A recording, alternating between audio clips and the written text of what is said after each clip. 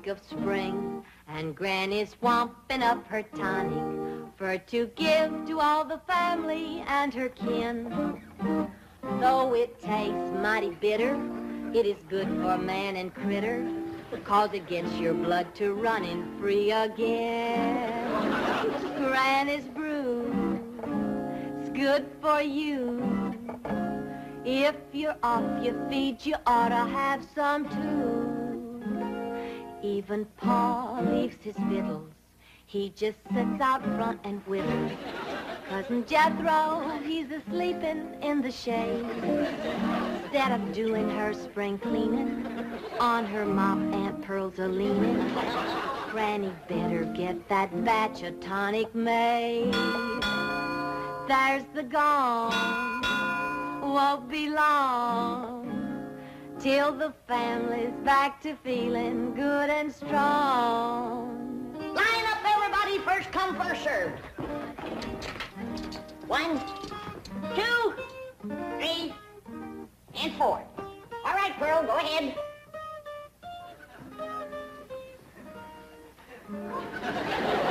By rights, you should go first, Jed. You're the head of the family. Oh, no, Pearl, I ain't in no hurry.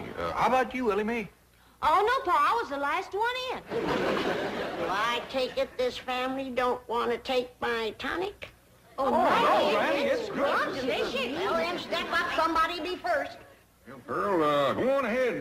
Women and children first. That's the rule. That's the rule for fire, flood, and disaster. Well, it seems to me Granny's tonic ought to fit in there somewhere. I heard what you said, Jed Clampett. And just for that, when it comes your turn, you're going to get a double dose. Now, step up, somebody, and get at it. Hey, I got an idea. How about letting this little fella go first? He looks kind of puny. Yeah, he's been acting kind of poorly lately, Granny. Tonic him first, Granny.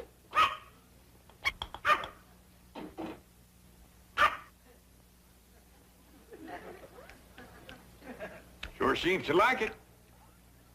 Yeah. You want some more? No, I reckon that's enough for a little critter like him.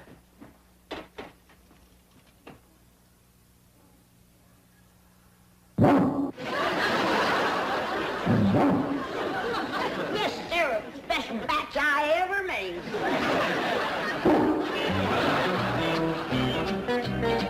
Miss Hathaway, these papers are ready for Jed Clampett's signature. Oh, incidentally, he did a fine job bringing his file up to date. Thank you, Chief. I'll be right in.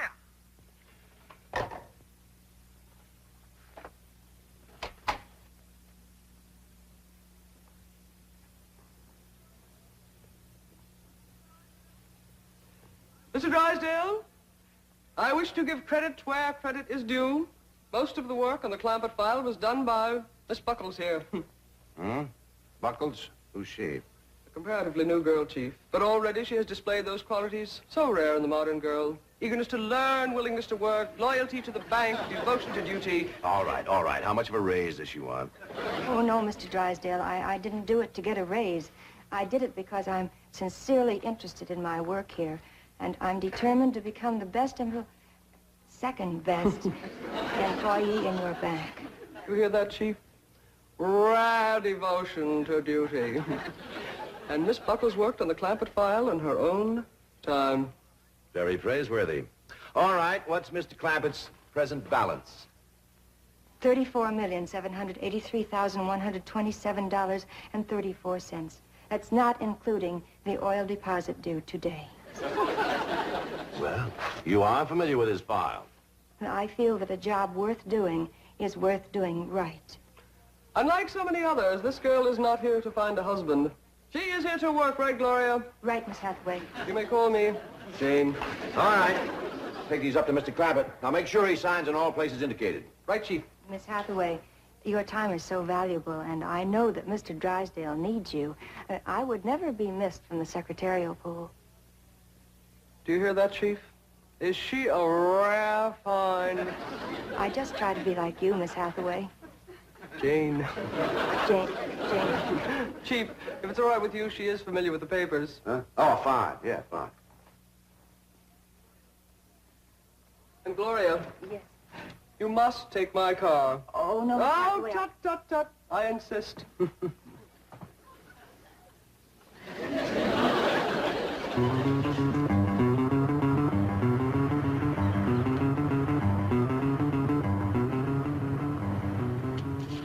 $34,783,127.34. $34,783,127.34.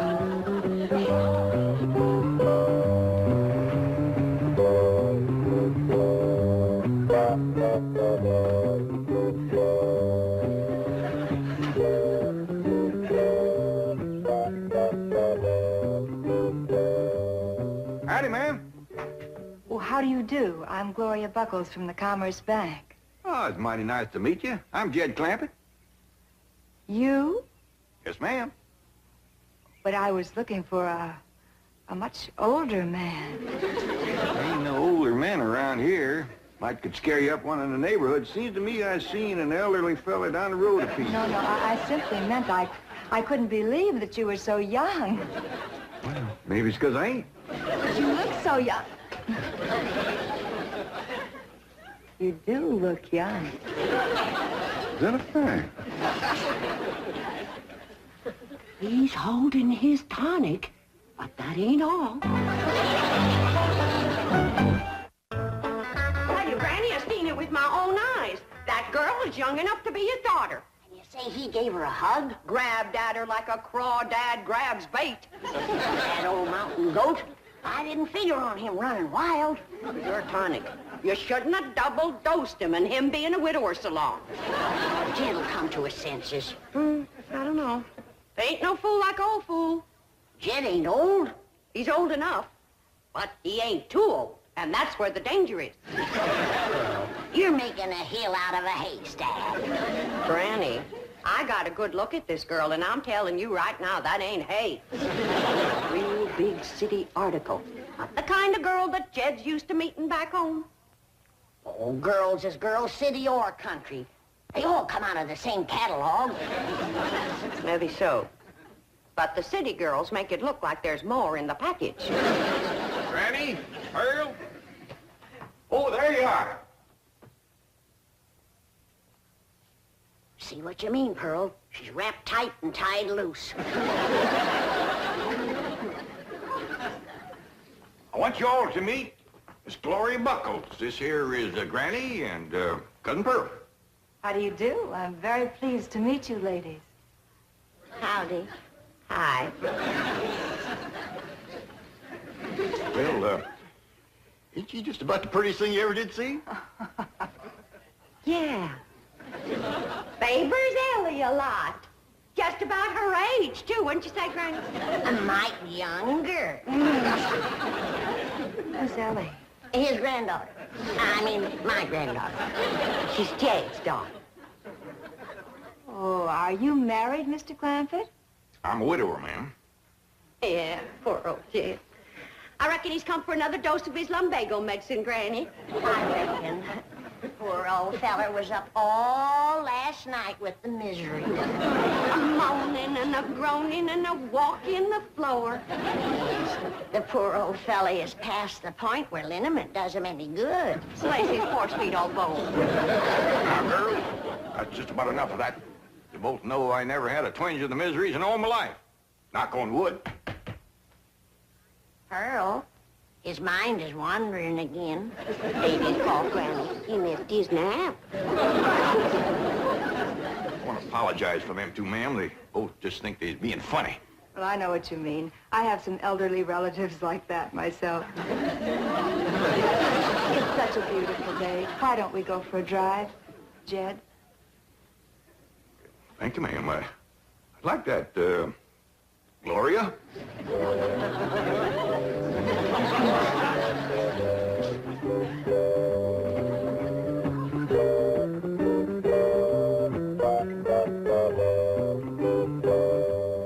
Did you hear what she called us? Elderly relatives. Mind that. It's what he called her and she called him, and now she's going to get him out alone in her car. Let's get in the truck and follow him. We can't drive. Jethro Kin. Oh, I don't want Jethro getting no ideas from his uncle. Don't forget, he's been tonic, too.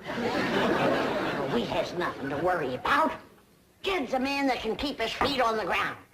once he gets his arms around that girl, won't much matter where he keeps his feet. By dingies, ma'am, if you hadn't brought her to a halt right when you did, we'd have gone right over that bluff. I'll get out and push her back on the road. No, Mr. Clampett. I stopped here purposely.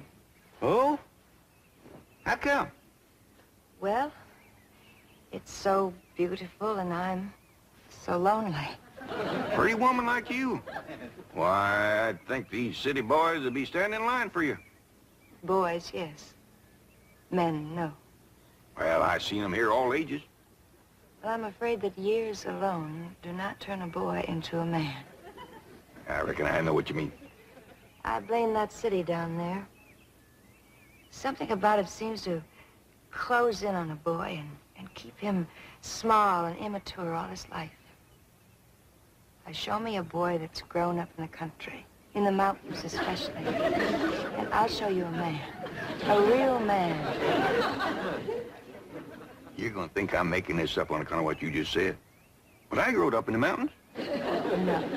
Yes, ma'am. Don't let that Beverly Hills mansion fool you. I'm a mountain boy, born and bred. Of course. Of course, I see it now. I see it in those cool, clear eyes, unclouded by smog. Eyes that have looked beyond a city skyline and seen the truth and beauty of nature. I see it in this rugged, handsome face. I see it in these strong but gentle hands. Hands that have dug into the good earth, put life into it, and brought it forth. Hands roughened by honest toil.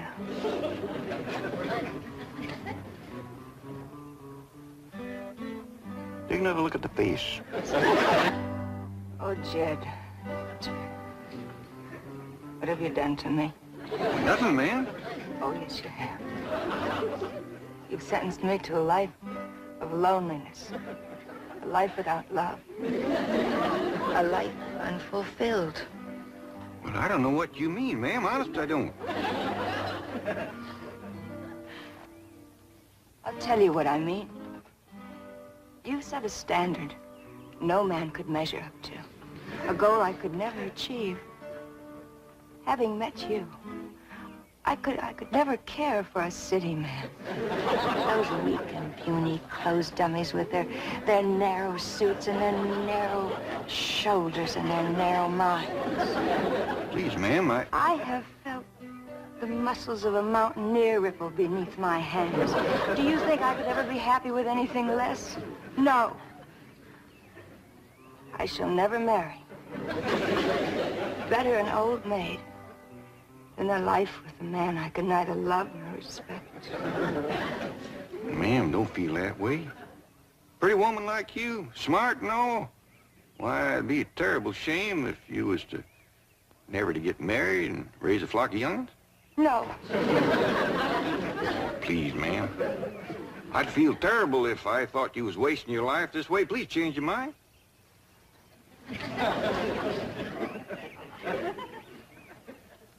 Well, Miss Gloria, if you're determined to marry a mountain man and none other, and unless you do it, your life will be ruined, maybe, and I get to know you better, might could find a way. Oh, Jed. Now, I ain't making no promises, but you set me to thinking. I reckon we'd best get back home and everybody get better acquainted.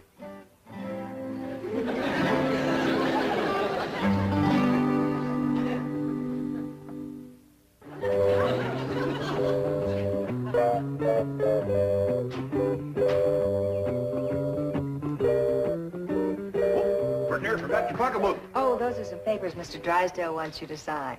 Well, come on, let's get in here and get busy. Got a lot to do with signing and dancing and getting better acquainted.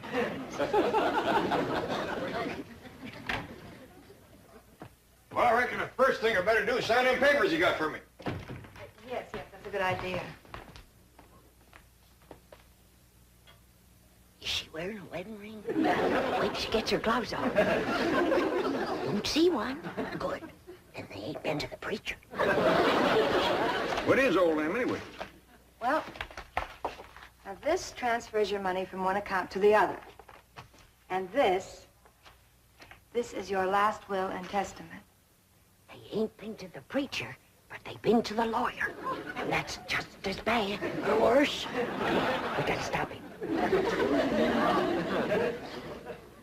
Oh, there you are, Jed. We've been looking all over for you.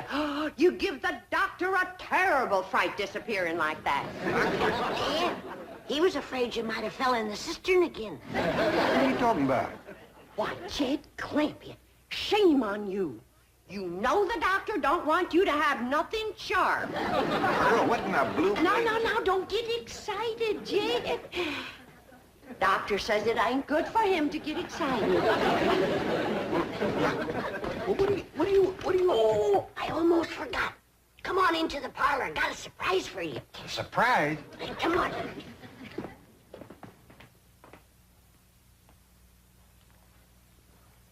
All right, what's a surprise? Well, the surprise is what Pearl and me found out about that woman whilst you was gone. What'd you find out? She's a spy. For one of them foreign nations. Which one? Minneapolis, Wisconsin. That's right, Mr. Drysdale. We didn't know who else to call. But we think this here woman's trying to get Jed's money. Well, she says her name is Gloria Buckles, but I don't know the... What? Oh, well, yes, sir. Yes, sir, we will. Bye. Mr. Drysdale must know that woman. He's a-coming right over. Paul gonna marry up with her? Oh, child, we hope not. We pray not. Why, Granny? Well, I got to look at her, and boy, she's pretty. Beauty is only skin deep, son. Well, she must have awful deep skin, because every place I could see was... Now, Mr. Drysdale says we's to keep her here till he comes. I'll watch her, Ma. You want your car.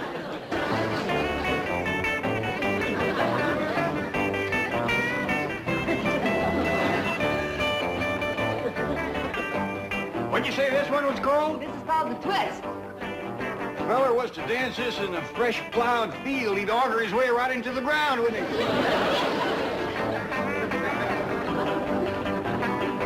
Hey, Jethro, come on in. You want to dance? I'd he'd rather dance with her, Uncle Jed. That's what I had in mind, boy. Miss Buckles, this here is my nephew, Jethro. Hiya. You teach him that there twist, and I'll teach it to Ellie Mae. This is my daughter I've been telling you about. Oh, what a beautiful child. You and I are going to be such good chums. Ma'am, I think he meant for you to dance with me.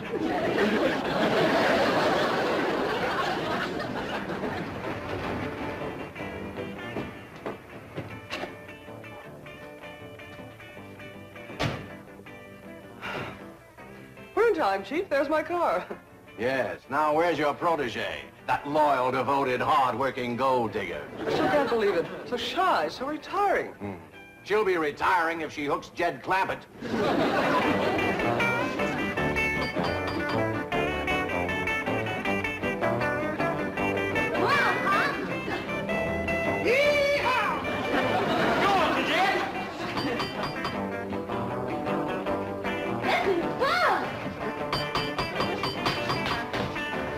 Jethro, I reckon you better answer that door. Okay, Uncle Jed. Well, howdy. How do you do, ma'am? I'm sorry to intrude. Howdy, folks. Come on in. Dig yourselves a hole. Gloria Buckles. Huh? Where? There. Oh, my thunder, it is. You imposter! Jezebel! You gold digger! I have a bulletin for you two. You better be nice to me, or else after my wedding, you may lose your largest depositor. Wedding? Mr. Clampett, have things gotten as far as actually discussing marriage with this woman? Well, yes, Mr. Drysdale, they have. Her and me had a nice long talk about it, and that's the reason I brought her home, so she could meet the family, kind of get acquainted. But... This pretty young city woman says that unless she can marry a mountain man, she just ain't gonna get married at all. I think we all agree that'd be a terrible waste. Should we set the date now, Jed? Well, yeah, near as we can. I'd say everybody willing that it'd be in about 3 or 4 years. 3 or 4 years? Yeah, be that long before Jethro's 21. Jethro! Hot diggity dog, I got me a wife!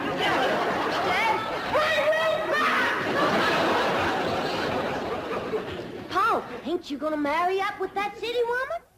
No, Elias, old foxes is trap shy, especially when the bait goes to chasing us.